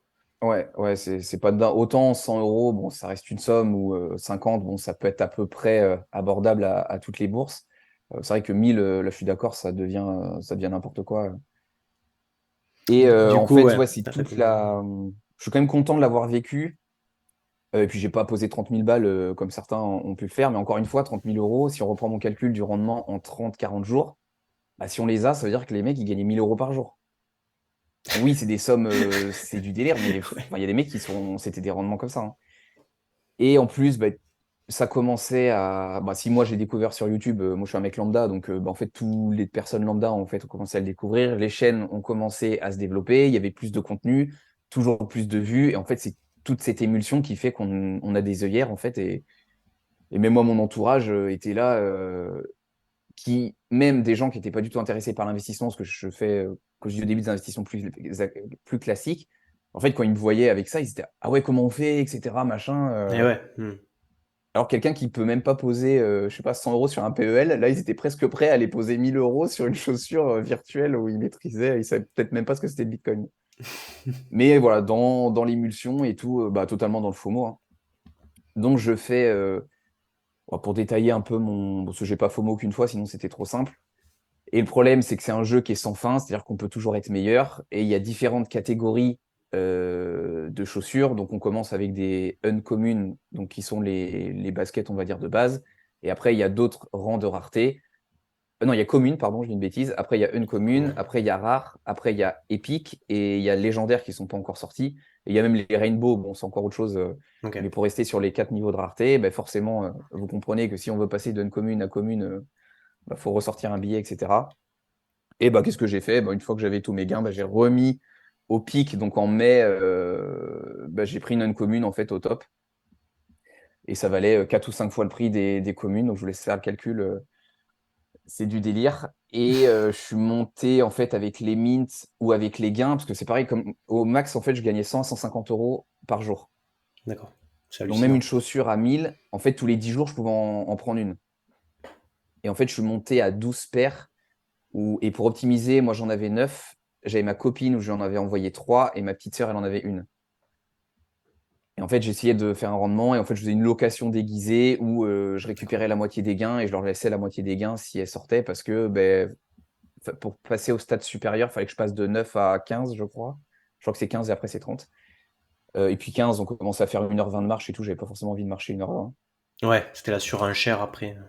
Ouais, c'est ça, exactement. Et après, bah, il y a eu, ouais, je crois que tu l'as déjà évoqué sur d'autres podcasts, mais bref, il y a eu la Chine qui est sortie. Ils ont vendu toutes leurs paires, ça, il n'y avait plus de nouveaux entrants, donc tous les prix ont été tirés vers le bas, les gens commençaient à sortir et tout a été divisé bah, plus que par 10, je pense. C'est une uncommune aujourd'hui, bah, à l'époque, ça a été monté à 1000, même un peu plus aujourd'hui, ça vaut 30 balles. C'est fou. Donc c'est quand même le grand écart. Euh, mais j'ai récupéré les chaussures parce que ma petite sœur et ma copine s'étaient désintéressées parce qu'il n'y avait plus de gain. Quand je leur envoyais 5 euros à la fin de la semaine, elles ont dit, bon, t'es bien gentil, mais ça commence à nous gonfler. Et en fait, à cette époque-là, je me suis dit, bah, perdu pour perdu, je vais rester. De toute façon, j'avais pas fait mon ROI, hein. J'étais à -2 ou -3000 pour être très factuel. Et quand même, je me suis dit, bon, bah, si tu continues 1 an ou 1 an et demi, normalement, tu récupères ta mise. Même si j'y croyais peut-être pas au fond de moi, parce qu'un an et demi, il peut se passer des milliards de trucs. Et après la chute de la Chine, il y avait la sortie du GMT qui était prévue en septembre. Donc le GMT, qui est le token de gouvernance, qui lui est en supply limité. Et bah, ça allait un peu à l'encontre de tous les détracteurs et qui avaient peut-être raison sur la tokenomics. Encore une fois, moi je suis pas un technicien, donc je maîtrise pas forcément tout. Mais autant le GST, bah, étant donné que la supply est illimitée, bah, sa valeur ne va faire que baisser, on le sait tous. Et à l'inverse, bah, le GMT, si sa supply est limitée et que tout le monde, enfin de plus en plus de gens s'y intéressent, bah, normalement sa valeur devrait mécaniquement monter. Donc bah, tous les joueurs de Stephen ont voulu se rattacher à ça, sauf que pour gagner du GMT, il fallait une paire niveau 30, sachant que pour monter une chaussure au niveau 30, ça coûte beaucoup bah, d'argent directement, mais de tokens du jeu. Ok. Tout le monde s'est intéressé à ça, moi le premier. Donc en fait, les gains, au lieu de cash out, encore une fois, bah, on mettait tout sur la paire parce qu'on espérait refaire notre mise plus vite avec ce GMT. Et c'est à ce moment-là, je pense que je me suis rendu compte aussi qu'on jouait pas dans la même cour parce qu'il y avait des baleines, hein, des whales qui avaient des chaussures avec des niveaux. Alors, faut savoir que une basket a 4 attributs différents qui nous permettent de faire différentes choses. Et il y en a un, c'est le confort, notamment pour gagner le GMT. Je vais éviter de rentrer peut-être trop dans le détail. Et ben, toi, quand tu galères à avoir 100, 150, 200 de confort pour essayer de gagner tes petits GMT pour te refaire, bah, tu as des mecs qui ont 1500, 2000, 10 000 de confort et tu dis, ouais, ok, Ouais, d'accord. enfin, c'est fini, quoi. Même avec toute la bonne volonté, je pourrais jamais lutter. Et en fait, le GMT, du coup, est sorti. Les gains, franchement, au début, pendant 2 semaines, étaient plutôt corrects. Ok. Et au bout de 2 semaines, boum, ils ont sorti les Rainbow, donc qui était une chaussure plus spécifique, mais qui divisait la poule de gains de GMT plus que par deux, d'ailleurs, parce qu'on passait de 100% de la poule à 40%. Et les 60% étaient attribués aux Rainbow. Et il faut savoir que les Rainbow, quand elles sont sorties, celles qui étaient mises en vente coûtaient 35 000 euros.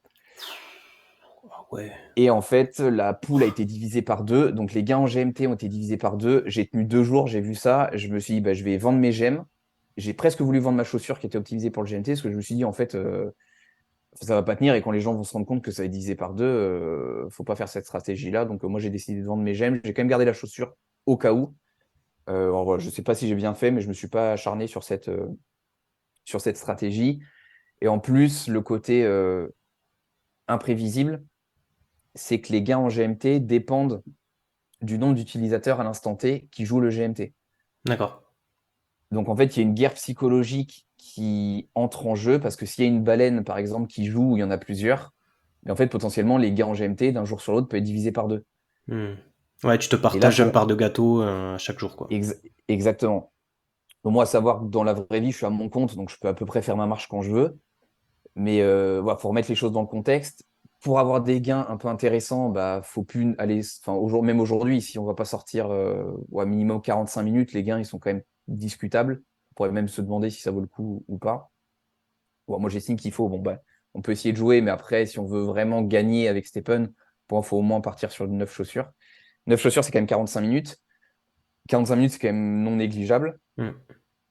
Si en plus quand on fait notre sortie, on se rend compte qu'on gagne pas de GMT parce qu'il y a je sais pas qui qui est en train de faire rafler toute la mise, on décale notre sortie. Enfin, ça, vous comprenez bien que c'est vite une galère.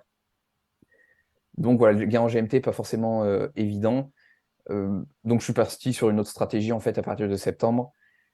Stratégie, donc GST toujours sur le token utilitaire du jeu et les Mystery Box. Donc à savoir que quand on va marcher, on peut gagner des Mystery Box. Et dans les Mystery Box, selon les niveaux, il y a plus ou moins de choses à l'intérieur.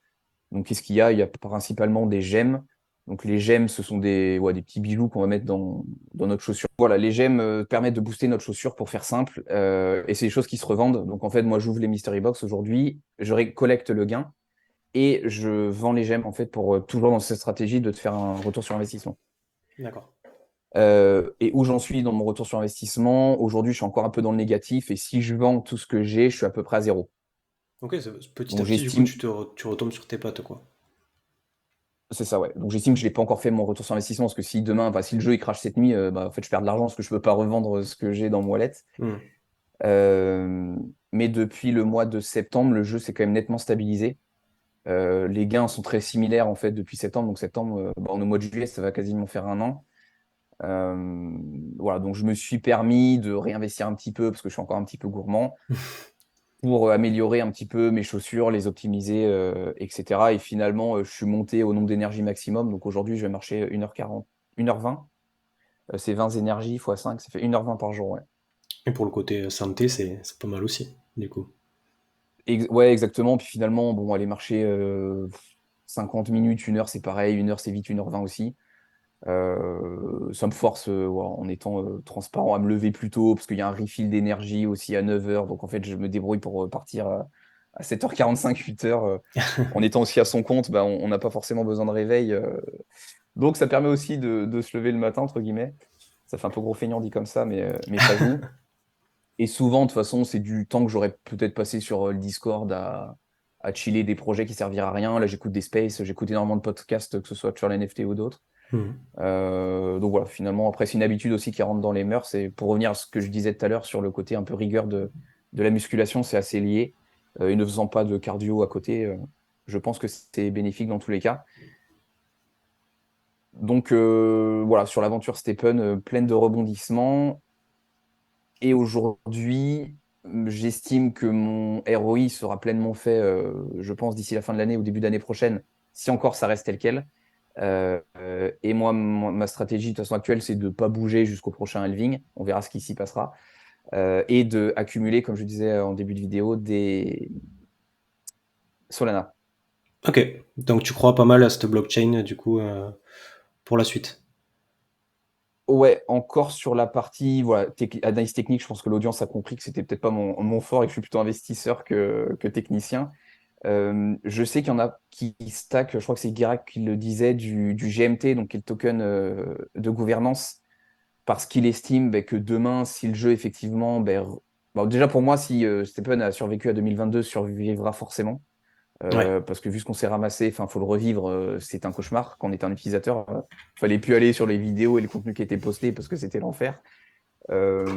Et si il arrive jusqu'au bull run et que demain, c'est encore comme les NFT, ce qu'on disait tout à l'heure, ou le mining qui est de l'euphorie et il y a des liquidités, il y aura sûrement des gens qui vont revenir dessus. Donc le token va être plus rare parce qu'il y aura plus de personnes, donc sa valeur mécaniquement devrait monter. C'est vrai que Guirac estime, du coup, lui, il se garde un petit bag en GMT parce qu'il estime que demain, le token aura plus de valeur. La stratégie peut être intéressante. Moi, j'estime que je dilue un peu plus un peu plus mon risque en stackant du Solana. Pourquoi? Parce que le Solana n'est pas lié que à Stephen. oui, Et si demain Stephen crash, le GMT va forcément crasher parce que c'est le token du jeu, même si aujourd'hui la société qui a Stephen, qui est Find Satoshi Lab, fait d'autres projets où ils utilisent aussi le GMT pour d'autres choses. Moi, j'estime que sur Solana, mon risque va être dilué parce que c'est une blockchain qui est plus globale. oui. Il y a beaucoup de choses même si je connais moins l'écosystème, il y a beaucoup de choses qui se développent sur Solana, notamment en termes de collection NFT, de solutions. C'est vrai que la blockchain est très rapide et peu chère. Elle est quand même plus agréable à utiliser que ETH. Donc oui, l'aspect pécunier ne doit pas être le narratif d'une blockchain, mais encore une fois, sur l'adoption de masse, s'il y a une blockchain où on paye 0,00005 centimes pour faire une transaction, et demain une où il faut payer 10 balles, bon, Carrément, le calcul il est vite fait. c'est clair. Donc c'est pas voilà, les techniciens vont sauter de leur chaise, c'est pas le plus important, mais ça joue quand même. Donc j'avais découvert Solid que tu avais interviewé, qui avait fait un space sur Stephen au tout début. Je l'avais découvert comme ça. Et c'est vrai que j'ai bien aimé aussi son approche, donc je me suis intéressé un petit peu à Solana. Je lui ai même posé quelques questions sur une vidéo que tu as faite sur Citrus notamment, Oui, sur le lending de NFT. Donc voilà, pour fermer la parenthèse sur Stephen, donc je crois toujours fortement au projet. Bon, sinon je serais parti. Il y a le côté aussi un peu égo, où j'ai pas forcément envie d'encaisser ma perte. J'essaie de gratter au max pour essayer de récupérer mes fonds. Euh, bon, est-ce que pour conclure, je conseillerais de rentrer ou pas? Bon, je pense qu'aujourd'hui, pour s'essayer avec une ou trois chaussures, on l'a dit tout à l'heure, hein, une chaussure c'est 30 euros, donc trois chaussures ça va être 100. Pour essayer, je pense pas que ce soit très risqué. Après, mettre 100 euros aujourd'hui sur Stephen, est-ce qu'on va les retrouver? Il faudrait refaire le calcul. J'avais fait une vidéo sur ma chaîne où, avec mon bag actuel, il y avait un rendement d'environ 10%, mais sur une stratégie de Mystery Box qui était plus avancée. Est-ce qu'avec trois chaussures, on arrive à 10%? Je ne suis pas sûr. Euh, je trouve qu'en tout cas, c'est mieux de rentrer aujourd'hui qu'il y a un an et demi à 1000 balles où on sait pas où ça allait. oui, c'est Aujourd'hui, le clair. jeu stabilise, c'est 100 euros. Ça permet d'essayer. Après, bon, est-ce que c'est intéressant en termes de rendement? C'est toujours pareil. Chacun voit midi à sa porte. Je ne conseille pas forcément d'y aller, mais en tout cas, c'est moins risqué aujourd'hui que l'année précédente. Et je suis assez convaincu sur le fait que le projet survivra. Ouais, c'est ça, c'est que malgré tout ce qui s'est passé, et peut-être ce fameux FOMO en 2021, en 2022, pardon, il y a quand même eu, enfin, c'est un projet qui a ouvert la voie à ce côté move to earn, comme tu dis, être récompensé pour son activité physique. Mm. Donc, ils ont eu, Ouais, ils ont l'expérience, ils se lancent sur d'autres projets, ils sont encore là avec une certaine stabilité aujourd'hui. Donc, effectivement, s'il doit y avoir un autre bull run ou que les move to earn gagnent en notoriété, il y a fort à parier que Stephen sera de la partie, clairement. Et puis, comme mm. tu dis, ça crée de la discipline. Tu vas marcher tous les jours au moins plus d'une heure. Donc, ça, C'est ça, ça, ouais. ça a aussi des avantages autres que purement spéculatifs. Après, moi, je me disais, C'est ça. je me dis toujours, purée, c'est fou qu'il n'y ait pas un Nike ou tu vois même Running Heroes, je sais pas si tu connais, qui est une application Web 2 où tu peux gagner des bons d'achat, tu peux gagner des chaussures de sport, ils ont des partenariats avec Adidas, Ah ouais, non, je ASICS et tout connais ça. pas. En fait, c'est Je pareil, suis sur Strava, moi, mais Running Horse, je connais pas. ouais, alors Running Heroes, c'est pareil, tu peux lancer tes sorties et tu as des challenges. Tu t'inscris à des challenges, c'est par exemple Ok, courir 10 km en une semaine. Et en fait, si tu le fais, tu participes automatiquement. Tu rentres dans une loterie et tu as par exemple, tu vois le ok, nombre de personnes qui l'ont réussi, donc genre 2000, 3000 personnes, c'est gratuit. Hein. Ils font un tirage au sort. Tu as par exemple 20 paires de chaussures de le nouveau modèle de Adidas, par exemple. Et ils tirent au sort mhm, 20 personnes qui vont peut-être gagner cette paire de chaussures. Donc il n'y a pas ce côté token, il y a pas, c'est plus des coupons de réduction ou voilà ou des produits physiques directement. Mais je me dis mm. peut-être que à un moment tu auras un gros poisson genre un Nike ou un Adidas qui pourrait développer sa propre application. Decathlon commence à le faire. Alors ils sont 100% Web 2. Mais je sais que tu Ok, peux aller, ils ont une application de fitness où tu peux suivre aussi avec tes montres connectées et tout ça. Et en fonction de tes ok. performances, tu gagnes des points et ces points te donnent des réductions dans leur boutique, te donnent des lots aussi, des choses comme ça. Donc on voit qu'il y a quand même un peu Ah ouais, cette je savais même pas qu'ils avaient dynamique ça. un peu move to earn en quelque sorte qui aussi existe sur le Mm. Web 2. Et je me dis à un moment, il y aurait peut-être un recoupement possible et je sais pas, tu vois, peut-être pas Stepen parce qu'ils commencent un peu à se développer, à devenir une grosse structure eux-mêmes, mais peut-être que tu as des boîtes comme ça qui vont être tentées soit de développer leur propre application, soit de racheter une startup Web3 genre un Defit, tu vois, ou un truc comme ça. Peut-être on pourra Ouais, compter mais il y a sur eux. pas mal de rumeurs qu'on voit passer. Alors, je sais pas si c'est fondé, j'ai pas forcément creusé, mais notamment bah, sur. On va croire que je suis un pro Nike un petit peu. Je suis un peu investi quand même. Mais sur bah, notamment les. Il y a eu des baskets qui ont été sorties par du coup le studio qui a développé les Clonix, donc Artefact, qui avait sorti des chaussures CryptoKicks avec une certaine technologie. Alors malheureusement, c'était disponible qu'aux États-Unis parce que je sais pas, il y avait un système qui c'était pas réglementaire pour l'Europe. C'est vrai qu'avec d'autres souches, il y en a qui se posent un peu des questions et Nike en plus ont déjà une appli avec Nike ID, je crois que ça, je sais pas si ça s'appelle toujours. Non, Nike ID c'est peut-être pour les commandes ou Running ID, je sais plus. Je sais plus du tout. Bon bref, enfin Nike en tout cas sa propre application, l'équivalent de Strava ou de D'accord. Runtastic à l'époque, c'est Adidas Running, je crois maintenant. Mais il y a, ouais, il y a pas mal de rumeurs en fait là-dessus et encore une fois, que ce soit Stephen ou un autre, de toute façon les Move to Earn pour moi ont de beaux jours devant eux parce que ça liait bah, à la fois du gain d'argent et de la santé. Donc enfin, pour moi, je vois pas comment on peut faire mieux. Ouais. Puis c'est vrai, comme tu dis, notre En mode étant de très vie, objectif, je vois pas comment on peut faire mieux. on se sédentarise de plus en plus. Au niveau de l'alimentation aussi, c'est compliqué. Donc, clairement, ouais, les applications Mm. Health, enfin, en tout cas, ouais, One Health vont être très, très intéressantes. Écoute, je vois que le temps file, on est déjà à plus d'une heure de podcast. Ok. Je vais terminer avec deux questions. Donc, une qui est très dédiée Stephen et après une plus générale que Ouais, je pose à tous les invités qui ok. viennent ici. Sur Stephen, du coup, aujourd'hui, les prix effectivement sont plus accessibles et plus abordables.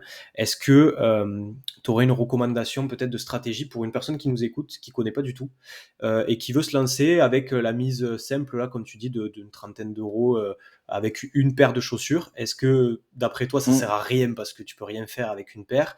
Ou est-ce que déjà on peut tester des choses, on peut avoir une stratégie intéressante, se développer avec cette mise initiale? Ouais, dans les faits, je pense qu'une paire, ça sert pas à grand-chose, sauf si on a l'idée derrière de peut-être passer à trois paires. Donc, on commence avec une, parce que de toute façon, on va peut-être forcément, sûrement, peut-être se manquer sur les caractéristiques de la chaussure. Même en regardant, bon, aujourd'hui, il y a beaucoup de tutoriels. Bon, moi, j'en ai fait quelques-uns. Il y a Guirac que tu as reçu, qu'on a fait aussi, qui sont en plus récents, parce qu'il y en a qui datent d'il y a un an, mais les stratégies étaient différentes. Ouais, Donc, c'est vrai qu'avec une chaussure, c'est un peu complexe. En plus, il y a une notion de réparation qui est rentrée en jeu, notamment les réparations des points de vie de la basket qui ne peut se faire qu'avec des gemmes. Et qu'on ne peut avoir des gemmes que dans des. J'espère que je ne vais pas dire une bêtise, parce que je ne connais pas les contenus exacts, mais dans des mystery box, en gros, à partir de la niveau 3, j'ai un doute. Mais grosso modo, il faut quand même un minimum de niveau de chaussure ou d'énergie pour avoir ces mystery box et du coup de réparer sa chaussure. Et le risque que je vois, encore une fois, je n'ai pas fait les calculs, je me trompe peut-être, mais c'est qu'avec une chaussure, il faut peut-être à un moment donné bah, racheter des gemmes en fait, pour réparer la chaussure. ok. Ce qui peut peut-être sembler alors, soit on fait du surplace peut-être, ou on va vraiment gagner encore moins que les gains de base. Donc, peut-être une première pour s'initier au jeu. Est-ce que ça nous plaît? Est-ce qu'on comprend? Est-ce que ça nous gonfle? Et avoir en tête derrière que je pense que si on faut progresser, il faut peut-être partir sur 3. Et alors, il y a différentes stratégies sur Stephen, mais il y en a 2 qui se dégagent. Soit Mystery Box GST, comme je l'ai évoqué tout à l'heure. Pourquoi Mystery Box GST? Parce qu'il faut savoir que pour ouvrir des Mystery Box, ça va nous coûter du GST. Donc en fait, on est obligé quand même de gagner du GST à un moment donné. J'ai entendu quelqu'un qui avait carrément une paire pour gagner du GST d'un côté et une paire pour gagner des Mystery Box de l'autre, D'accord. au lieu d'avoir une paire en fait hybride. Donc peut-être que si on a 3 chaussures, ça peut être assez intelligent d'en avoir peut-être une que pour le GST et une que pour les Mystery Box. Pourquoi? Parce qu'en fait, les Mystery Box, on n'en a pas besoin d'en gagner tous les jours, parce qu'on n'a que 4 places pour gagner les Mystery Box. Et en fait, les Mystery Box, en fait, quand on vient de les gagner, elles coûtent très cher à être ouvertes. Et il y a un délai en fait où le coût baisse et des fois il faut attendre quelques jours pour que le prix soit minimal, Ok. date à laquelle je conseille d'ouvrir les Mystery Box. Donc en fait, pendant que le coût des Mystery Box va baisser, nous on va accumuler du GST. Donc c'est vrai que ça peut peut-être être optimisé d'avoir une chaussure GST et une chaussure Mystery Box. Et après, il y a la notion de GMT où là c'est un peu plus pour moi spéculatif parce que étant donné qu'on va avoir une chaussure, on va gagner très très peu de GMT et que le GMT aujourd'hui il vaut 20 centimes. Donc si on gagne 0,5 GMT et qu'il vaut 20 centimes, c'est-à-dire qu'en grosso modo on gagne 10 centimes. Et si demain le GMT il vaut 1 euro, du coup, on aura gagné un peu plus, mais ça reste très spéculatif. Donc, Ok. je pense qu'avec 3 chaussures, il faut soit prendre une stratégie, soit l'autre. Il faut éviter d'en prendre 2. Moi, par exemple, en étant beaucoup plus avancé dans le jeu, je ne vais pas dire que je suis obligé, mais pour faire de l'optimisation, je suis quasiment presque obligé d'avoir 2 stratégies. Donc, je dirais soit GST Mystery Box, soit GMT. Encore une fois, c'est assez complexe parce que ça peut évoluer un petit peu demain. Ok. Ça Bon, marche. je fais un peu une réponse globale, mais c'est vrai que c'est un peu difficile Ouais, non, mais on de sent qu'il préciser. Puis faut. aujourd'hui, il y a quasiment autant de joueurs que de stratégies, donc Ok, ouais, non, mais il faut c'est quand pas même, forcément évident. voilà, à partir de 3 chaussures, où on peut quand même commencer à faire des choses assez Ouais, je intéressantes pense, parce que et. encore une fois, si on s'oblige, alors il y en a peut-être qui vont marcher une demi-heure de toute façon tous les jours pour aller au travail ou que sais-je. C'est vrai que si on oblige un peu à sortir tous les jours, même pour 15 minutes, ça semble facile, mais si tout de suite on doit à chaque fois changer son pantalon, son t-shirt, ses chaussures, sortir, des fois si on est en ville, on va marcher sur un trottoir, c'est pas ultra agréable. Moi je le vis par exemple. Bon, pour aller gagner quelques centimes, ça peut peut-être pas forcément être ultra encourageant. Donc, Carrément. chacun voit midi à sa porte. Mais Ok. il y a plein de contenu sur YouTube pour faire sa stratégie. Écoute, ben, écoute, il y aura tous les liens en description aussi sur ta chaîne. Donc, si certains veulent aller plus loin et avoir plus de détails sur les stratégies et les actualités Stephen, n'hésitez pas. Ouais, vous posez la question sous la vidéo, j'y Aussi, ouais, répondrai avec plaisir. tout à fait. Ouais, ouais, n'hésitez pas à commenter si vous avez des questions, que ce soit sur Stephen ou les autres sujets qu'on a abordés dans cet épisode. Et puis, ouais, on se fera un plaisir de vous lire et de vous apporter des réponses. Dernière question. Peut-être que tu as déjà Ouais. vu, du coup, si tu as regardé quelques épisodes du podcast.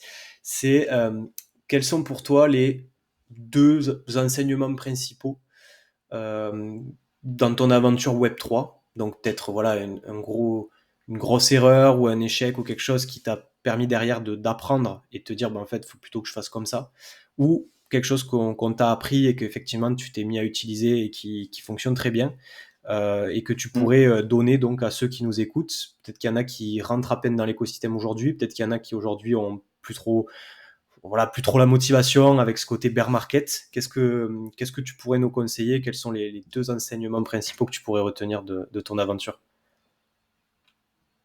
Si je devais en Euh, sectionner deux alors, on en a un après. peu parlé.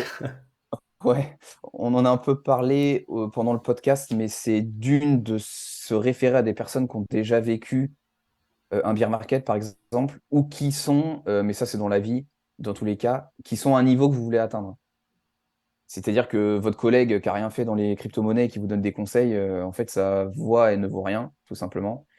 Et quelqu'un qui a déjà connu, éventuellement, peut-être pas qu'un bull run, mais s'il est encore là, de toute façon, il a forcément connu un bear market, mais qui a connu peut-être au moins un cycle, parce que lui saura mieux appréhender les choses, mais c'est même plus global que le Web3, en fait, en règle générale.